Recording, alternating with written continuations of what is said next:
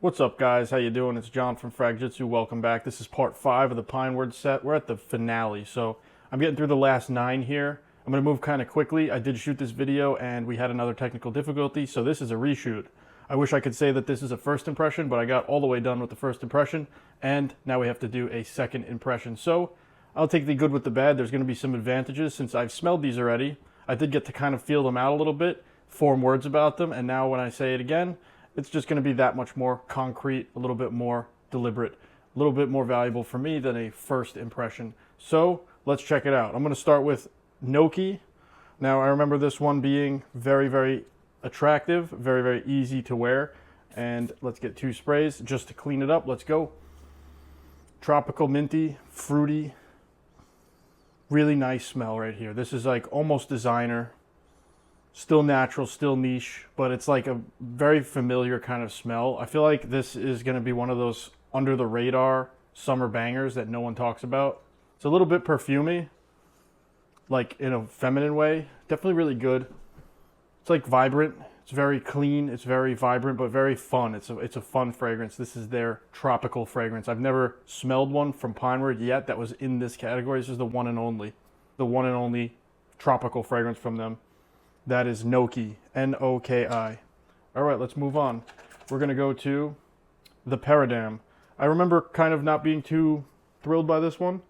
Personally, didn't really get me. It's a dry, smooth, woody, soft fragrance. Kind of calm, very like settled down, calm fragrance. Little white floral thing going on. Kind of taste it almost. Like a little bit of that white floral freshness. Not like Indolix or anything like that. This is a fresh, easygoing, creamy, slightly powdery, easy to deal with fragrance. I wouldn't get this one. I don't think I'd recommend it that much unless you're really into exactly what I just described. This does have that natural air though. That really nice woody natural thing, but like a lot of dryness and a lot of like airiness. Smooth wood thing too. I feel like Clementine kind of did something like this, but I like Clementine more. Yeah, so not for me, the Paradam. Let's check out Coastal Vale. I'm just going to move through these really fast, guys. I just want to get them done. Coastal Vale. Let's see. This one actually has this lively kind of marine meets earth kind of thing. It's a little bit interesting, actually. I remember stopping on this one and being like, okay, this is an aquatic marine scent that doesn't really give away too much. It doesn't really do the bro thing at all. It's a saltiness too, like a briny kind of oceanic brininess. It's natural smelling though. You do get that marine smell, like not like an aquarium, but similar. There's like earthy notes too.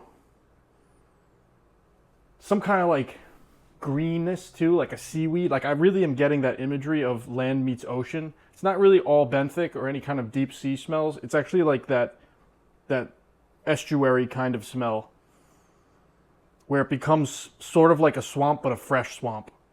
Yeah, Coastal Vale. Very cool. I like that one. Actually, not too bad. I don't know if I'd wear that though. I do like it though. So let's check out Subalpine. I remember liking this one a lot. Subalpine had a pretty interesting... It's that airy. Let's see. Yeah, so very crisp, very brisk. Like peppery, brisk, snap. Like really, really bright and grabbing. Spicy, green, crisp. Bright.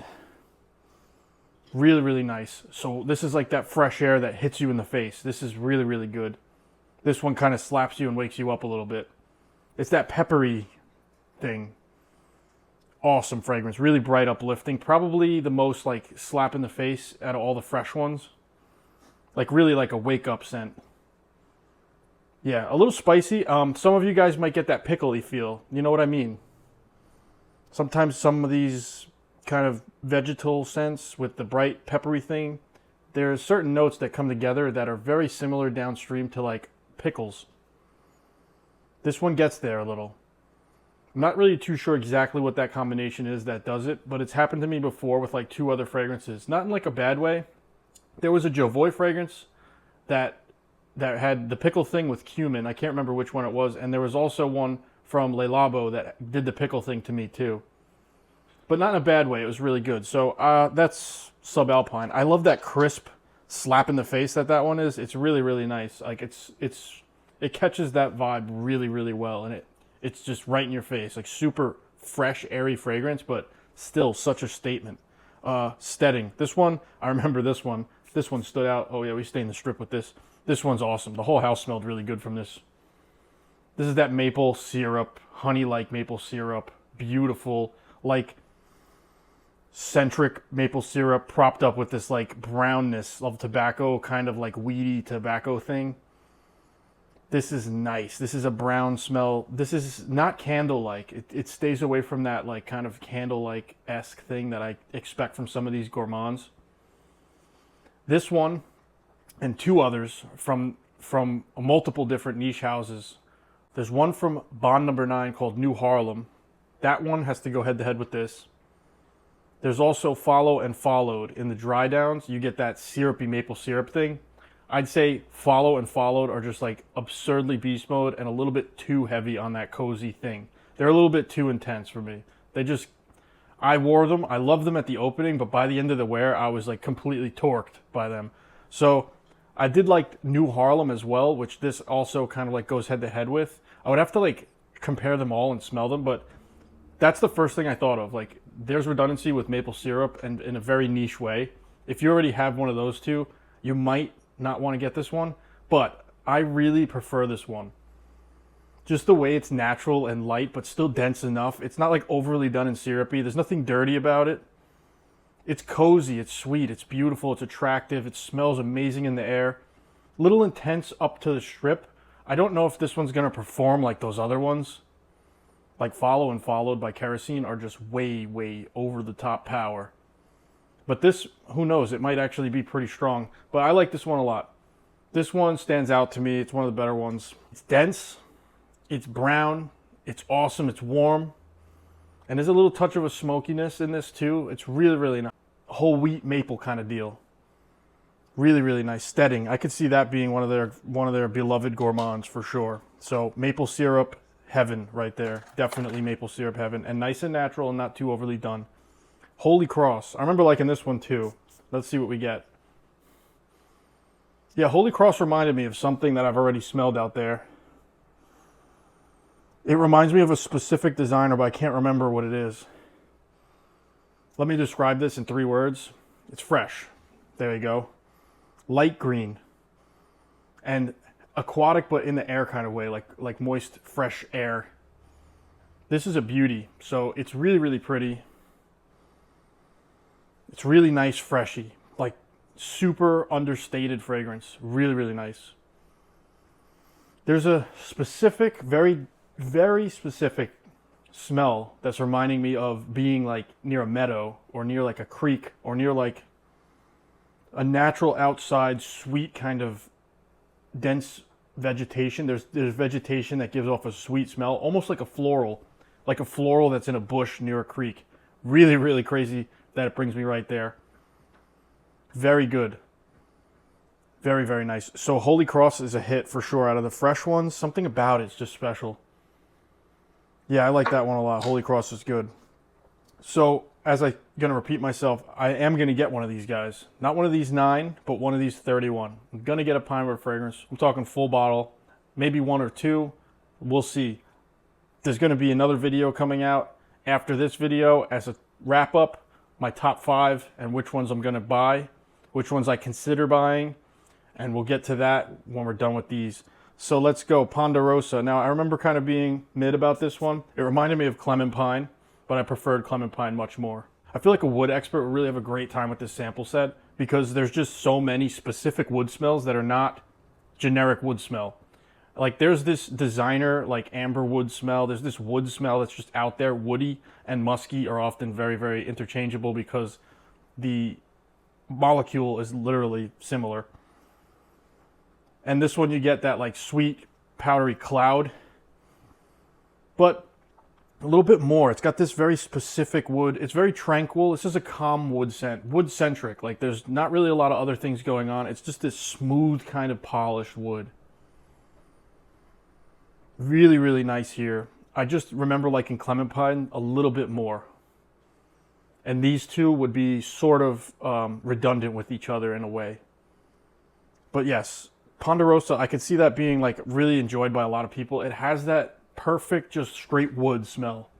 Like wood that you build with, wood that's being cut, wood that's already being like on display, like clean, fresh, polished, finished wood that's beautiful. That's what you're getting with this. It's very calming too. Something about it, just the smell is very like easygoing and calming. Let's go with Snoqualmie. I don't know how to say it, guys. It's kind of a funny one. I'll put it on the screen though. Snoqualmie. I can't remember what this one did. Yeah, this is another green, slightly bitter, sweet kind of thing. Dark, a little bit darker. Not as dark as their other stuff in this set. This is just kind of like 60% there compared to what they could go with. I know what their kind of potential is here. Cedar has that dry, very distinct wood. I know what cedar smells like because our deck is made out of cedar. And when you cut it, it has this distinct dry kind of smell. Not quite like the hamster trimming thing that goes in the hamster cages. Not quite that. A little bit nicer than that. And it has this green aspect that makes it kind of like alive and bursty. Zingy, kind of fresh deal. Kind of like a cold thing too. This is like a winter green. Not like this. It's not like the gum flavor. Not like the gum flavor at all. This is what I mean by winter green. Is like snowy, foresty, winter wood. Really nice. A little bit dark. I like it a lot. Snoqualmie. Interesting. And our final one is the most interesting name of the bunch, Shire. Straight ripping off the Lord of the Rings with a couple of these names, which I get it. It plays to my sweet spot. Wow. Whoa, whoa, whoa. This is the only one I didn't get to yet. Creamy, nutty thing. This is a gourmand on honey. Like a honey, creamy, nutty thing. But the honey's kind of like under everything. Where it's not really center stage. What's center stage is this creamy, nutty thing. It's really, really good. This is like, it almost makes me think of some kind of like a bread or some kind of like a dessert. It's very soft. It's sweet. And it's very homemade. Like, it smells like homemade stuff. Like oats too, like a little bit of an oats thing. Yeah, really, really gourmand kind of smell. I thought it was going to be greener because when you see pictures of the Shire, it's all just covered in green. Like their houses are even like little hills that are covered in green. But there's no green at all. This is all about like what they're baking inside. This is all about baked good kind of thing. It's super cozy, like one of the most cozy from the set without being spicy at all. It's smooth, creamy, nutty oats with a honey thing going on. This one's a hit. Really unique. I haven't smelled anything like this yet in my journeys. And I'd say that this one is one of my faves for sure. So guys, stay tuned for the next video where we go into the top 5 that I have, or top 7. We'll see. I'm going to have to really pick a couple because 31, there were a lot of great ones in here. The range is awesome. I love all the different things. And we did get a little touch of redundancy, just a touch, where certain fragrances in their own house are competing with each other.